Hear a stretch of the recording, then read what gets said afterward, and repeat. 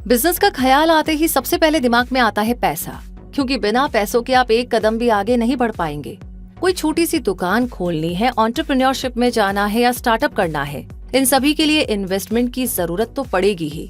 कई बार पैसे न होने के चलते आइडिया ड्रॉप करना पड़ता है, कई बार आधे रास्ते में बजट खत्म हो जाता है, तो कई बार पैसे होने के बाद भी सही एग्जीक्यूशन ना होने के चलते चीजें बिगड़ जाती है। लेकिन आप भी तो ऐसा सोचते ही होंगे कि क्या बिना फंडिंग के कोई भी स्टार्टअप किया जा सकता है? तो आपके इसी सवाल का जवाब आज क्विक सपोर्ट के इस वीडियो में आपको मिलेगा। आइए जानते हैं। किसी भी स्टार्टअप के लिए फंडिंग करवाना बहुत आसान काम तो नहीं है, जब तक किसी को आपका आइडिया प्रॉमिसिंग नहीं लगे। कोई भी अपना पैसा आपके बिजनेस में नहीं लगाएगा। 2010 से 2020 तक का डेटा है। सेक्टर वाइज हाईएस्ट 800 से ज्यादा फंडिंग टेक्नोलॉजी वाले स्टार्टअप्स में हुई है। उसके बाद ई कॉमर्स सेक्टर में 750 के आसपास और सबसे कम रिटेल और कंज्यूमर सेक्टर में इन्वेस्ट हुई है। तो इस तरह के डेटा और रिसर्च के बाद ही आप समझ सकते हैं कि किस तरह की चीजों में इन्वेस्ट करना है। तो चलिए अब बात कर लेते हैं कि बिना किसी फंडिंग के बिजनेस या स्टार्टअप कैसे शुरू हो सकता है। सबसे पहले LLP रजिस्ट्रेशन यानी कि लिमिटेड लाइबिलिटी पार्टनरशिप एक ऐसा रजिस्ट्रेशन है जिसका खर्चा बहुत ही कम होता है और इसका लाइसेंस बनवाना भी आसान काम है, जबकि खर्चे के नाम पे सिर्फ 8 से 10 हजार खर्च होते हैं। तो अपना बिजनेस रजिस्टर करवाने के लिए आप ये वाला ऑप्शन चूज कर सकते हैं। याद रखिएगा कि बिना फंडिंग का मतलब किसी बड़े अमाउंट से है, लेकिन अगर आपको अपना बिजनेस रजिस्टर करवाना है, GST लेनी है, कंपनी के नाम से पैन कार्ड लेना हो या बैंक अकाउंट खुलवाना हो, तो ये सारी चीजें आप ही को करवानी पड़ेंगी और ये खर्चे आप ही की जेब से होंगे। दूसरा है ई कॉमर्स प्लेटफॉर्म्स को यूज करें। अपना बिजनेस शुरू करने के लिए आपको फैक्ट्री डालनी है, शोरूम खोलना है या एक बड़ा सा कॉर्पोरेट ऑफिस चाहिए, ऐसा बिल्कुल भी नहीं है। अगर आप कोई भी प्रोडक्ट बनाते हैं तो उसे आसानी से ई कॉमर्स प्लेटफॉर्म्स पर बेचा जा सकता है। आजकल manufacturers, product makers, self help groups, garment का बिजनेस करने वाले, जैम, जूस या अचार बनाने वाले, हैंडीक्राफ्ट से जुड़े लोग और ऐसे ढेर सारे लोग जो अपने कस्टमर्स तक पहुंचना चाहते हैं, वो ई कॉमर्स प्लेटफॉर्म्स पर जा रहे हैं। Amazon, फ्लिपकार्ट, मीशो और अलीबाबा जैसे जितने भी पॉपुलर ई कॉमर्स प्लेटफॉर्म्स हैं, सभी जगह आप अपने प्रोडक्ट सेल कर सकते हैं। इसके लिए आपको बहुत ही मामूली सी फीस देनी होती है और ऑनलाइन शॉपिंग के बढ़ते ट्रेंड के चलते जरूरत की हर चीज लोग ऑनलाइन ढूंढ रहे हैं। बस आपको अपना फोकस बनाए रखना होगा। अगला पॉइंट है कि मैन्युफैक्चरिंग नहीं बल्कि मार्केटिंग कीजिए। अगर कोई प्रोडक्ट खरीदने के बाद उसका लेबल पढ़ने की आपकी आदत है, तो आप कंपनी की डिटेल्स तो पक्के से देखते ही होंगे कि किस कंपनी ने प्रोडक्ट बनाया है, कहाँ की कंपनी है, वगैरह वगैरह। ऐसा करते हुए आपने भी एक चीज देखी होगी कि कई बार खरीदे हुए सामान के लेबल पे लिखा रहता है कि उस सामान को बनाने वाली कंपनी और उसकी मार्केटिंग करने वाली कंपनी अलग है। कई बार कोई कंपनी अपना सामान बनाकर किसी ऐसी कंपनी से टाई अप कर लेती है जिनका मार्केट प्रेजेंस या ब्रांड वैल्यू ज्यादा होती है और मार्केटिंग करने वाली कंपनी उसे अपने नाम से बेचती है। तो कुल मिलाकर के बहुत ही सीधी सी बात है कि बनाने वाले से कम कीमत पे सामान खरीदकर मार्केटिंग वाली कंपनी अपना प्रॉफिट रखते हुए उसकी कीमत तय करके उसे बाजार में बेचती है। तो अगर आप अपनी कंपनी रजिस्टर करवा ले और आपको कोई सप्लायर मिल गया, तो आप आराम से मार्केटिंग करके ही मुनाफा कमा सकते हैं। इसके लिए कंपनी रजिस्ट्रेशन, FSSAI से फूड लाइसेंस, ब्रांड और लोगो रजिस्ट्रेशन और GST जैसे डॉक्यूमेंट्स की जरूरत पड़ती है। आपकी कमाई पूरी तरह से आपकी स्किल्स पर डिपेंड करेगी, पर बिना फंडिंग के स्टार्टअप का ये ऑप्शन भी बहुत ही पॉपुलर है। और इसी के साथ आगे आप सर्विस प्रोवाइडर भी बन सकते हैं। यानी कि स्टार्टअप का मतलब तो ये बिल्कुल भी नहीं है कि आप करोड़ों रुपयों से अपनी शुरुआत करें। स्टार्टअप का बेसिक है नई शुरुआत करना। इसलिए अगर आप बिना फंडिंग के कुछ अपना करना चाहते हैं तो सर्विस प्रोवाइडर बनिए। Digital marketing agency, medical transcription, web development, media planner, creative designer, online fitness instructor, coaching classes, photography service, SEO या सर्च इंजन ऑप्टिमाइजेशन सर्विस जैसे ढेर सारे फील्ड है जहां आप अपनी नॉलेज और एक्सपर्टीज से companies, individuals, institutions, business firms और जिनको भी कोई सोल्यूशन चाहिए उन्हें अपनी सर्विस दे सकते हैं। मार्केट से प्रोजेक्ट्स उठाकर इस चीज को बड़ी आसानी से किया जा सकता है। इसके लिए आप शुरुआती दौर में इंडिविजुअली ये काम कर सकते हैं और धीरे धीरे ग्रोथ होने पे अपनी कंपनी और ब्रांड नेम भी स्टैब्लिश कर सकते हैं। इसमें सोशल मीडिया के जरिए आप अपनी क्वालिटी, नॉलेज, स्किल्स और एक्सपर्टीज लोगों तक पेड प्रमोशन से पहुंचा सकते हैं।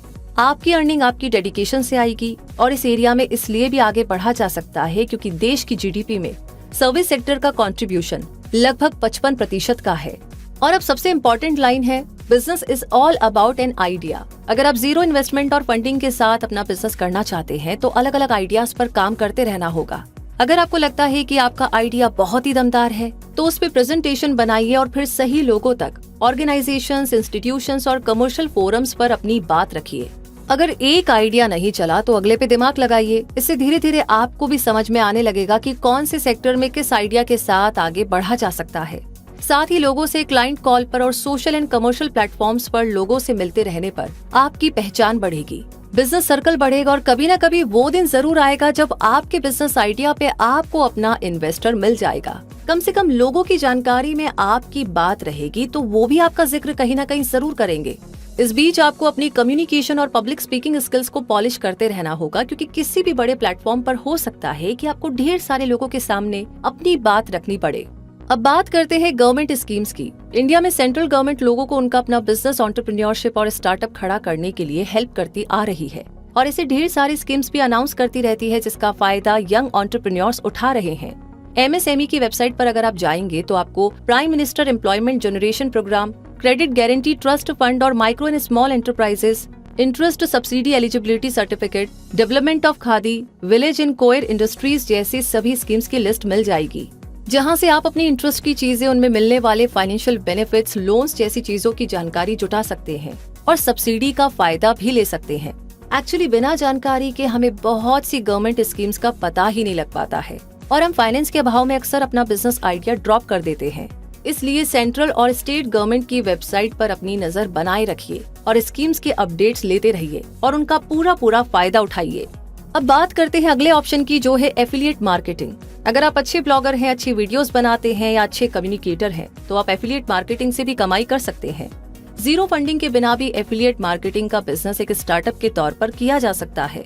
अगर आप ऐसे लोगों को जानते हैं जो सोशल मीडिया इन्फ्लुएंसर्स हैं, एक्टर, सिंगर या स्पोर्ट पर्संस हैं, सोशल मीडिया पर जिनकी फैन फॉलोइंग बहुत ही अच्छी है, तो उन लोगों के प्रोडक्ट्स प्रमोट करवाइए जिन्हें मार्केटिंग की जरूरत है।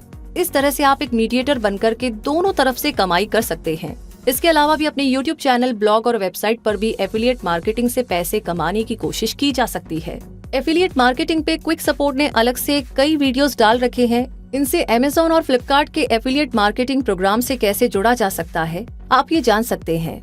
इसके आगे क्राउड फंडिंग की बात करें तो ये भी एक ऐसा ऑप्शन है जहां से आप बिना अपना पैसा लगाए बिजनेस या स्टार्टअप शुरू करने की सोच सकते हैं। यहाँ पर आप अपने आइडिया को पब्लिकली किसी क्राउड फंडिंग प्लेटफॉर्म के जरिए प्रमोट करते हैं ताकि लोगों का ध्यान आपके बिजनेस आइडिया पर जाए। इन दिनों ग्लोबली स्टार्टअप और एंटरप्रेन्योरशिप का ऐसा क्रेज चला है कि लोग अच्छे आइडियाज पर इन्वेस्ट करना चाहते हैं। कंपनीज के शेयर IPO के जरिए खरीद रहे हैं और शेयर मार्केट में इन्वेस्ट कर रहे हैं।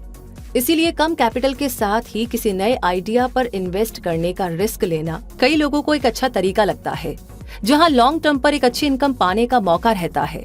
फ्रेशवर्क्स, जो कि एक software as a service provider company है, उनके कई कर्मचारी कंपनी के शेयर होल्डर्स थे, जो कि हाल ही में करोड़पति बन गए हैं। वैसे क्राउड फंडिंग से पैसे जुटाना थोड़ी मेहनत का काम है। इसके लिए आप जिनकी सर्विस लेंगे उन्हें फीस भी देनी पड़ती है और लोगों तक पहुंचने के लिए मार्केटिंग भी करनी पड़ती है। पर वो कहते हैं ना कि बूंद बूंद से सागर भरने वाला ये कॉन्सेप्ट दुनिया भर में सबसे ज्यादा फेमस है। कैटो, मिलाप, इम्पैक्ट गुरु, ताजा पे, ऐसे बहुत सारे प्लेटफॉर्म्स हैं जो इंडिया में क्राउड फंडिंग करवाते हैं। और लास्ट में एक ऐसा ऑप्शन है जो आपको कभी भी नहीं भूलना चाहिए, फैमिली एंड दोस्तों की मदद लेना। जरूरत के टाइम हमारी फैमिली और हमारे दोस्त ही काम आते हैं। वैसे स्टार्टअप करने का अगर आप डिसीजन लेते हैं तो ऑब्वियसली आप काफी कॉन्फिडेंट होकर ही आगे बढ़ते हैं। ऐसे में अगर आप अपना आइडिया अपने दोस्तों और रिश्तेदारों से शेयर करेंगे तो हो सकता है कि आपकी काबिलियत और सोच से इन्फ्लुएंस होकर लोग आपके आइडिया में इन्वेस्ट करें। कई बार ऐसा भी होता है कि हमारे किसी न किसी जानने वाले के पास फंड होते हैं, पर उन्हें कहाँ इन्वेस्ट करना है ये समझ में नहीं आता है। इसलिए हो सकता है कि आपसे मिलकर वो आपकी मदद को तैयार हो जाएं। ऐसे में आपकी फाइनेंसिंग वाली प्रॉब्लम सॉल्व हो जाएगी। वैसे फंडिंग कितनी तरह की होती है और किस टाइप की फंडिंग का क्या फायदा और नुकसान है, इस बारे में भी आपको क्विक सपोर्ट पर वीडियो मिल जाएगा। लेकिन सिर्फ फंड मिल जाना ही काफी नहीं है। अगर आपकी फाइनेंशियल स्किल सही नहीं है तो आपको अपने लिए एक ऐसे व्यक्ति को रखना होगा जो आपका फंड मैनेज करे और कम पैसों में ही अच्छी सर्विस दिलवाए। उम्मीद करते हैं कि आप भी अगर बिना फंडिंग के अपना स्टार्टअप करना चाहते हैं तो इस वीडियो से आपको काफी नॉलेज मिली होगी और आप ये डिसाइड कर पाएंगे कि आखिर करना क्या है। वैसे वीडियो अच्छा लगा है, जानकारी पसंद आई है तो कमेंट बॉक्स में लिख करके अपना प्यार हमारे साथ जरूर शेयर करें। साथ ही कोई और भी सवाल है जो काफी समय से आपके दिमाग में चल रहा है तो प्लीज उसे लिख भेजिए। हम कोशिश करेंगे जल्द से जल्द उस पर वीडियो बनाने की और आप तक पहुंचाने की। तब तक के लिए ऐसे वीडियोस आप तक हमेशा पहुंचते रहे समय समय पर, तो क्विक सपोर्ट चैनल को सब्सक्राइब करके बेल आइकन को प्रेस कर दीजिए ताकि कभी भी कोई भी जानकारी आप मिस ना करें। तो रूबी आपसे मिलेगी नई वीडियो में नई जानकारी के साथ। तब तक के लिए कहूंगी धन्यवाद।